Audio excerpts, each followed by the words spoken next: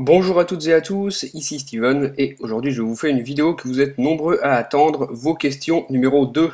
Donc le principe est le même que dans la vidéo première du nom, j'ai sélectionné beaucoup de vos questions que vous m'avez posées via YouTube, via Twitter ou encore sur ma page Facebook et je vais y répondre publiquement, donc c'est des questions que beaucoup de personnes se posent. Pour répondre à certaines de vos questions, j'utiliserai un support vidéo pour que vous ayez le plus de détails possible et pour les questions les plus simples, je vous répondrai simplement oralement. Donc voilà pour le concept de cette vidéo. Pour ceux qui n'avaient pas suivi la première, voilà comment ça va se passer. Et maintenant, on va tout de suite entrer dans le vif du sujet avec les premières questions. On va débuter par les présentations avec l'excellente question de Geeko623 qui me demande qui suis-je, donc des détails sur moi. Donc vous le savez tous, je m'appelle Steven, j'ai 21 ans. Mes passions, ce sont les nouvelles technologies en général, et plus particulièrement les produits Apple, hein, vous avez pu le remarquer, c'est ça que je présente dans mes vidéos. Je suis également fan de sport, surtout de la NBA, donc le championnat de basket nord-américain. Je fais moi-même du basket en club depuis environ une dizaine d'années et j'aime aussi pas mal le foot.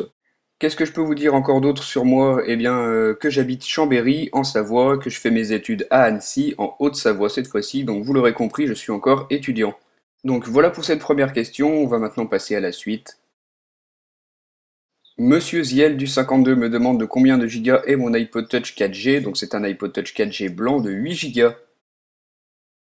Imkikan1 et il n'a pas été le seul me demande comment je fais pour n'afficher que mon pourcentage de batterie sur ma barre de statut, donc comment faire pour enlever l'icône de la batterie. Donc c'est une question que j'ai retrouvée sur quasiment chacune de mes vidéos, donc je vois que ça vous intéresse de savoir ça.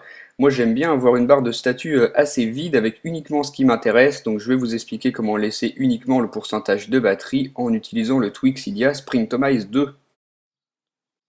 Une fois que vous avez installé Springtomize 2, vous vous rendez dans les réglages, vous descendez tout en bas dans la section des tweaks, puis dans celle de Springtomize. Là, vous retrouvez toutes les sections personnalisables. Vous vous rendez dans celle de la status bar, donc la barre de statut. Vous descendez un petit peu. En cochant l'option batterie, vous allez pouvoir cacher l'icône de la batterie de votre barre de statut. Donc, comme moi, vous aurez uniquement le pourcentage de batterie qui apparaîtra. Donc, vous pouvez masquer tout ce que vous voulez ici dans cette section. Et pour la batterie, ça se passe ici. Rob Info Pro me demande avec quoi je filme mes vidéos. Donc la réponse est simple, il s'agit de mon iPhone 4S. C'est pour ça que la plus grande partie de mes vidéos sont réalisées sur mon iPod Touch 4G parce que j'ai besoin de mon iPhone 4S pour filmer. Donc voilà, c'est pas plus compliqué que ça. Je pose tout simplement mon iPhone 4S sur un support en face de mon iPod Touch 4G et c'est parti pour filmer les vidéos. Ensuite, une intéressante question qui nous vient de Lou Magie et qui me demande comment mettre un thème à SB Settings. Donc vous savez que de base, lorsque vous installez SB Settings, les icônes, les petits toggles pour activer ou désactiver certaines fonctions sont rouges et noirs, donc c'est pas très joli. Ça tombe bien puisqu'on peut mettre des thèmes à SB Settings et je vais vous expliquer comment faire. La première fois que vous utilisez SB Settings, le thème est comme ceci avec des icônes noires et rouges, donc c'est vraiment pas beau. Pour changer tout ça, vous pouvez vous rendre dans la section More, ici en bas à gauche.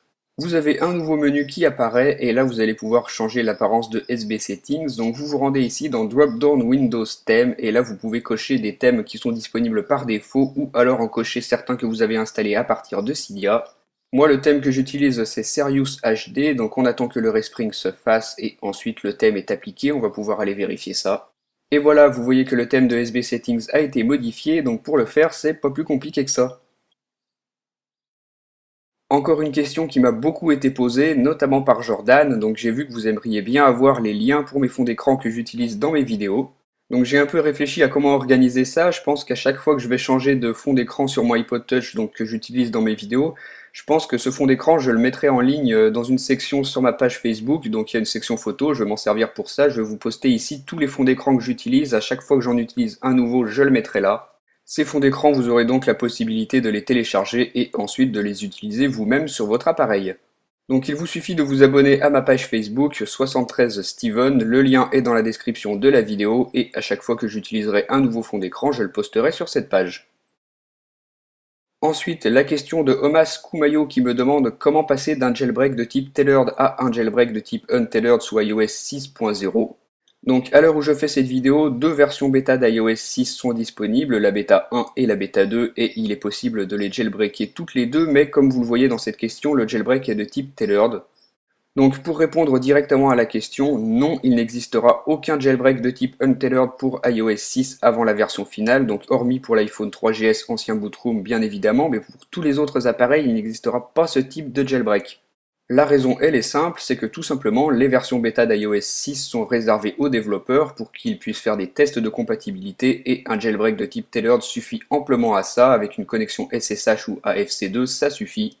On pourra penser à un jailbreak untethered d'iOS 6.0 lorsque la version finale sera sortie et sera disponible pour tous, donc à peu près vers septembre, octobre, aux alentours de la sortie du nouvel iPhone.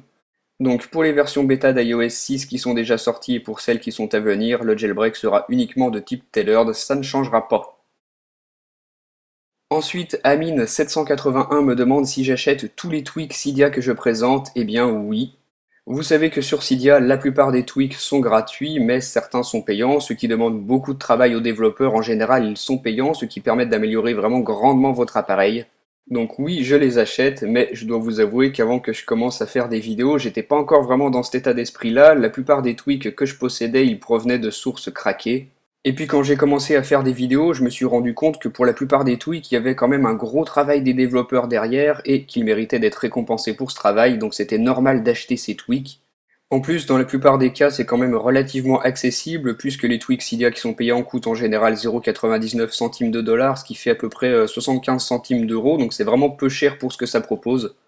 D'un autre côté, je peux comprendre que ce n'est pas vraiment simple pour tout le monde de payer sur Cydia puisqu'il faut avoir une carte bancaire et l'avoir liée à un compte PayPal ou à un compte Amazon, mais si on a vraiment envie de le faire, ça se fait.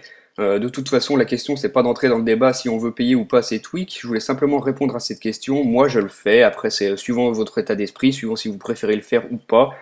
Dans mon cas à moi, en plus, je trouve ça tout à fait normal de payer les tweaks Cydia que je présente, puisque vous le savez peut-être déjà, mais grâce à la courte publicité en début de mes vidéos, YouTube me permet de gagner un petit peu d'argent. Donc utiliser des versions piratées de tweaks pour gagner de l'argent sur internet, c'est pas une idée qui me plaisait. Moi je me mets à la place du développeur qui a travaillé pour produire un tweak et qui voit que sur internet des personnes utilisent des versions craquées pour gagner de l'argent avec, ça me plairait pas trop. Donc pour terminer là-dessus et répondre à cette question, moi oui, je les achète, après tout le monde ne le fait pas. Vous, de votre côté, donnez-moi votre avis, ça m'intéresse, soyez honnête, dites-moi si vous achetez ou non les tweaks Cydia que vous utilisez, réagissez via les commentaires, n'hésitez pas à donner votre avis. On passe maintenant à la question suivante, celle de AXPelted, excuse-moi si je prononce mal ton pseudo mais il est un petit peu compliqué, et qui me demande si je peux faire une vidéo qui explique comment installer une version bêta d'iOS 6 gratuitement. Donc c'est une bonne question, vous avez pu voir que je vous ai présenté plusieurs nouveautés d'iOS 6 dans différentes vidéos, mais je vous ai pas expliqué comment l'installer tout simplement parce que normalement c'est réservé aux développeurs. Mais comme vous avez été vraiment nombreux à me poser cette question, je vais vous expliquer comment installer une version bêta d'iOS 6 gratuitement sans payer quoi que ce soit. Vous avez pu voir sur internet plein de personnes qui vous proposent d'enregistrer l'UDID de votre appareil sur un compte développeur pour pouvoir installer une version bêta d'iOS 6, mais il n'y a pas besoin de payer, hein. Il existe plusieurs méthodes qui permettent d'installer une version bêta gratuitement. Moi je vous en présente une, à mon avis c'est la plus simple de toutes puisqu'il vous suffit de télécharger le firmware d'iOS 5.1.1 qui correspond à votre appareil et celui d'iOS 6.0, donc la version bêta que vous voulez installer.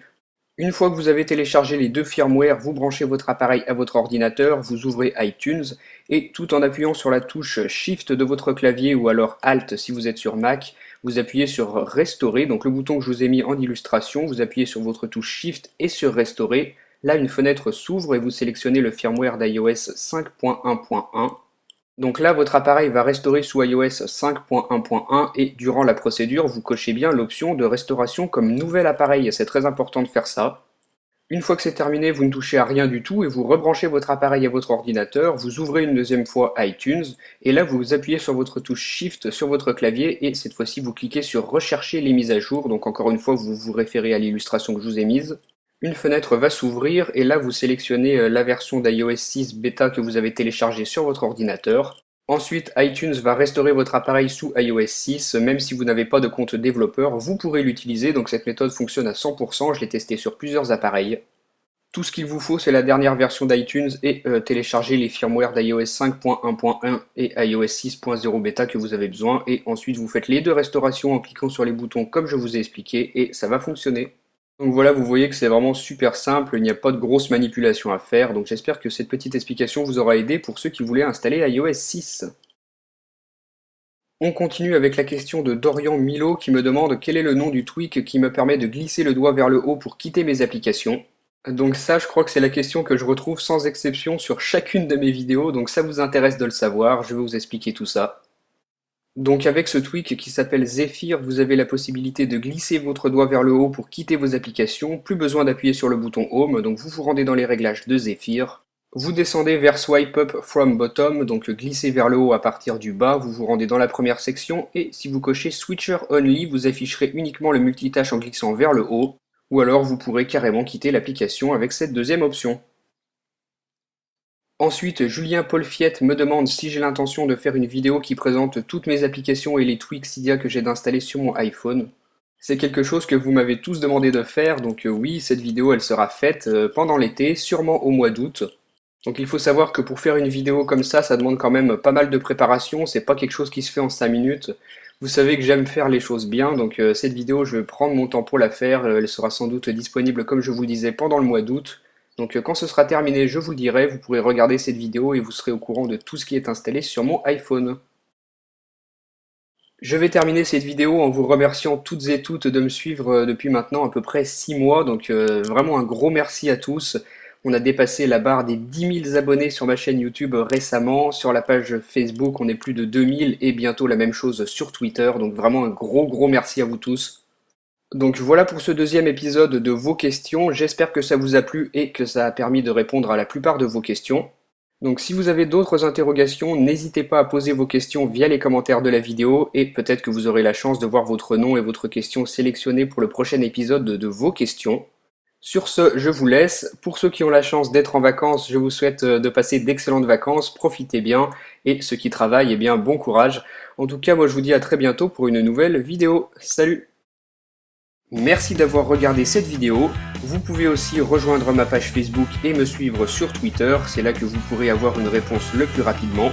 Vous pouvez aussi regarder ma dernière vidéo en cliquant sur la vignette et vous pouvez retrouver toutes mes autres vidéos sur le site internet iPodTouchIsAPro.com.